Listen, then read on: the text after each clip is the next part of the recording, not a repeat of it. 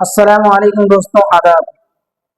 दोस्तों, मेरा वीडियो बनाने का मकसद सिर्फ एक ही है कि इन दलालों के इन दो जो दलाल हैं इनकी सच्चाई में आपके बीच रखना चाहता हूँ।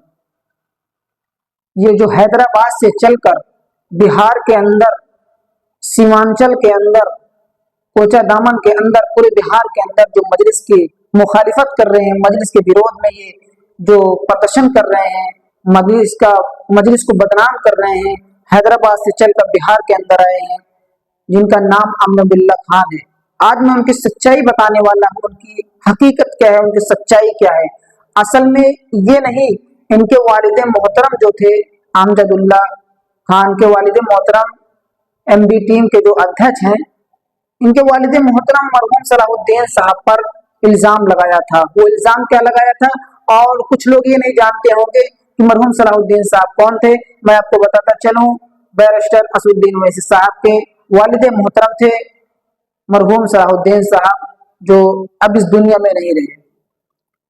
अमजदुल्ला खान के वालिद मोहतरम ने इल्जाम लगाया था मरहूम सलाहुद्दीन साहब के ऊपर कि ये बाबरी मस्जिद का पैसा खाए हैं, बाबरी मस्जिद का पैसा खाए हैं।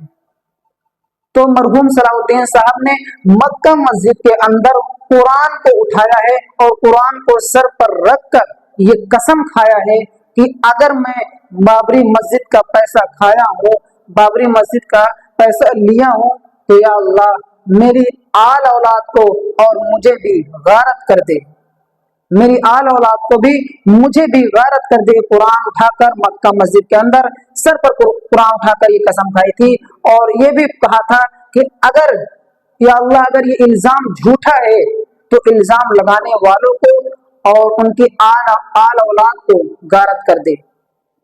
आप इससे मुहासबा कर सकते हैं, आप इससे अंदाजा लगा सकते हैं कि किस तरीके से आज एमबीटी के पास एक पार्षद भी नहीं है, एक विधायक भी नहीं है। ये जो एमबीटी के अमजदुल्ला खान है, जो अपनी दुकान को लेकर पूरे भारत के अंदर मजलिस का विरोध कर रहे हैं, मजलिस की खिलाफत कर रहे हैं, ये भी पूर्व पार्षद बचे हैं। ये ही एक बचे हैं एमबीटी के अंदर जो अपनी दुकान को चला रहे हैं और मजलिस की खिलाफत कर रहे हैं। तो दोस्तों, ऐसे नापाक चेहरे को, ऐसे दोगले चेहरे को पहचानिए आप। मुझे यकीन है बिहार की जनता मजलूमों का साथ देगी, बिहार की जनता हक के साथ खड़ी होगी। अगर हमारी पार्टी जीतती है तो पूरे बिहार के अंदर मुझे यकीन है कि इंसाफ होगा, हर उस शख्स का इंसाफ होगा जिसके ऊपर जुल्म होता है। मेरी पार्टी में ये नहीं सिखाया जाता कि माथे पर तिलक लगाकर आया है, कि सर पर टोपी बांध कर आया है, कि सर पर पगड़ी बांध कर आया है। मेरे मजहब में, मेरे पार्टी में ये नहीं सिखाया जाता कि क्या कौन पहन कर आया है, क्या कौन लगा कर आया है। मेरी पार्टी में सिर्फ ये बताया जाता है, अगर किसी के साथ जुल्म हो रहा है, किसी के साथ ज्यादती हो रही है, तो उसके साथ खड़े हो जाओ, कांधे से कांधा मिलाकर उस पर जुल्म ना होने दो। मेरी पार्टी में मेरे सदर, जो हमसे बड़े सदर लोग होते हैं, हम सबको यही सिखाते हैं, और हमारा कायद भी यही सिखाता है, जिसके साथ जुल्म, अगर तुम सच्चे हो तो आपके अंदर डर नहीं होना चाहिए, हुकूमत से नहीं डरना चाहिए, अगर आप सच्चाई पर हो तो। ये हमारी पार्टी में सिखाया जाता है। चाहे जिस धर्म का हो, जिस मजहब का हो, आप उसके साथ खड़े हो जाइए। ये अमजदुल्ला खान अपने आप को बहुत आला समझता है। ये सिपाही बैरिस्टर असदुद्दीन साहब का सिपाही, ये जो खुला ऐलान करता है, अगर मेरे सामने भी अगर इलेक्शन लड़ जाए, शायद उसकी जमानत जब्त हो जाएगी। एक सिपाही कह रहा है बैरिस्टर का। तो दोस्तों, जिस तरीके से मैं आप दूसरा बताता चलूं, मास्टर मुजाहिद साहब, जब वक्फ बिल का मामला आया तो जेडीयू छोड़कर वो इस्तीफा देकर पूरे बिहार के अंदर अपनी एक पहचान बनाई, पहचान थी और पहचान बनाई बिहार के अंदर। लेकिन जब इलेक्शन करीब आ रहा है और कार्यकर्ता उनसे बोल रहे हैं कि, कोई कार्यकर्ता बोल रहा है कि आरजेडी में शामिल हो जाइए, कोई बोल रहा था कि आप एआईवाई में शामिल हो जाइए, तो मास्टर मुजाहिद का कहना था कि जैसे कार्यकर्ता कहेंगे उस हिसाब से हम फैसला लेंगे। लेकिन फैसला जब लिए, आपको चौंका देने वाला फैसला होगा। आपने सुना होगा कि जब मास्टर मुजाहिद ने आरजेडी का दामन थामा है और एआईएमआईएम के कार्यकर्ताओं में कितनी नाराजगी हुई है, उनके जनसभाओं में जाकर भी नाराजगी जताई है।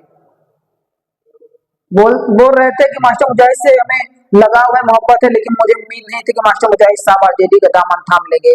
और जब मास्टर मुजाहिद साहब के पास एक पत्रकार जाते हैं और उनसे सवाल करते हैं कि आप ओवैसी साहब की पार्टी में चले जाते या ओवैसी साहब को गठबंधन में ले लेते, उनका कहना ये है मास्टर मुजाहिद साहब का कि वो बीजेपी के बी टीम है। मैं मास्टर मुजाहिद साहब को खुलेआम ये चैलेंज कर रहा हूँ, जब आप जेडीयू में थे और जेडीयू में थे, जब गठबंधन की सरकार आपकी चल रही है, जब बीजेपी के साथ अपना सरकार चला रहे हैं, तब बी टीम का ये अल्फाज आपके मुंह से कब नहीं निकल रहा था? क्यों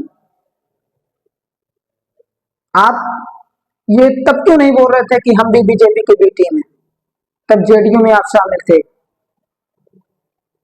तो इसलिए इन लोगों को पहचानिए और मजलिस के उम्मीदवार को कामयाब करिए। पूरे बिहार के अंदर अगर मजलिस जीतती है, मजलिस कामयाब होती है, एआईएमआईएम के प्रत्याशी कामयाब होते हैं, मुझे यकीन है बिहार के जनता अगर उनको कामयाब करती है, बिहार के अंदर विकास होगा। विकास की लहर, जिस तरीके से प्रदेश अध्यक्ष अख्तरुल इमान साहब ने पुल का मामला उठाया, नालों का मामला उठाया और वो करके दिखाया। आज तक किसी विधायक ने इतना बड़ा काम नहीं किया जिस तरीके से अख्तरुल इमान साहब ने किया।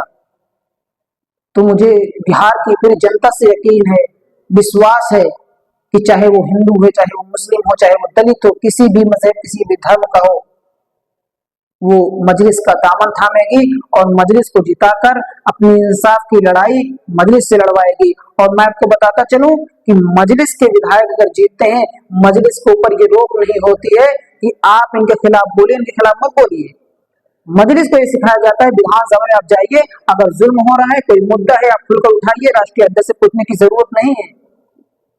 और पार्टियों में होता है कि जब तक राष्ट्रीय अध्यक्ष बोलेंगे नहीं ये मामला बोलना है, तब तक वो बोल नहीं सकते, उनकी जबानों में ताला लगा हुआ होता है। लेकिन हमारी पार्टी में हमारा कायद कहता है कि अगर किसी के ऊपर जुल्म हो रहा है, विधानसभा के अंदर भी आवाज उठाओ, सड़क पर अगर आवाज उठानी पड़े तो सड़क पर उठाओ, जिस तरीके से भी आवाज उठानी पड़ जाए उठाओ, उनके लिए लड़ो। तो मेरे भाइयों, मुझे यकीन है बिहार की जनता से, इस बिहार की जनता एआईएमआईएम को कामयाब करेगी। और ये नापाक चेहरा जो हैदराबाद से चलकर मजलिस को मुखालिफत कर रहा है, मजलिस को बदनाम कर रहा है, मजलिस के विरोध में आया है, इसको भी सबक सिखाइए ताकि जब दोबारा आए फिर ये न कहे कि मजलिस मुखालिफत करे। बहरहाल इस वीडियो को ज्यादा से ज्यादा शेयर करिए। बिहार की जनता से मुझे यकीन है कि बिहार की जनता मजलिस को कामयाब करेगी और मजलिस को जब कामयाब करेगी तो उसके साथ इंसाफ होगा।